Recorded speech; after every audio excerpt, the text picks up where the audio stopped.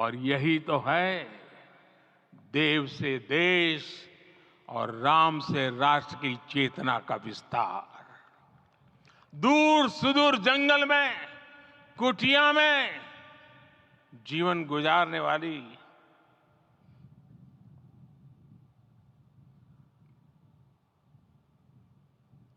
मेरी आदिवासी मां शबरी का ध्यान आते ही अप्रतिम विश्वास जागृत होता है।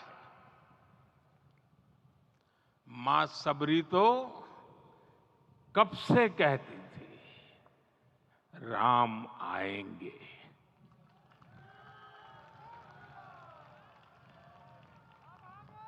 प्रत्येक भारतीय में जन्मा यही विश्वास समर्थ, सक्षम, भव्य भारत का आधार बनेगा। और यही तो है देव से देश और राम से राष्ट्र की चेतना का विस्तार। हम सब जानते हैं कि निषाद राज की मित्रता सभी बंधनों से परे है। निषाद राज का राम के प्रति सम्मोहन, प्रभु राम का निषाद राज के लिए अपनापन कितना मौलिक है। सब अपने हैं, सभी समान है। प्रत्येक भारतीय में अपनत्व की, बंधुत्व की ये भावना समर्थ, सक्षम, भव्य, दिव्य भारत का आधार बनेगी। और यही तो है देव से देश और राम से राष्ट्र की चेतना का विस्तार। साथियों, आज देश में निराशा के लिए रत्ती भर भी स्थान नहीं है। मैं तो बहुत सामान्य हूं, मैं तो बहुत छोटा हूं।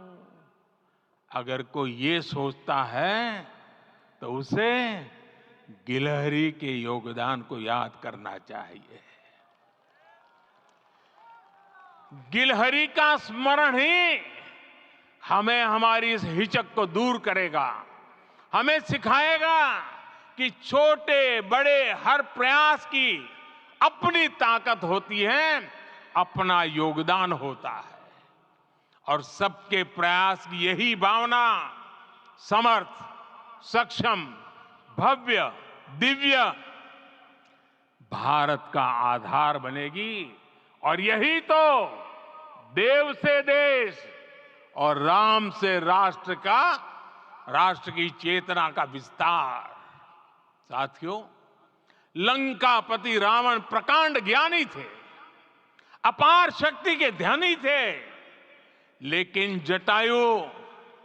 जटायु जी की मूल्य निष्ठा देखिए। वे महाबली रावण से भिड़ गए। उन्हें भी पता था कि वो रावण को परास्त नहीं कर पाएंगे, लेकिन फिर भी उन्होंने रावण को चुनौती दी। कर्तव्य की यही पराकाष्ठा समर्थ, सक्षम, भव्य, दिव्य भारत का आधार है। और यही तो है देव से देश और राम से राष्ट्र की चेतना का विस्तार।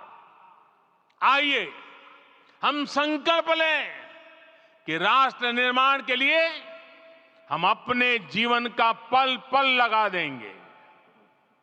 राम काज से राष्ट्र काज, समय का पल पल, शरीर का कण कण राम समर्पण को राष्ट्र समर्पण के ध्येय से जोड़ देंगे।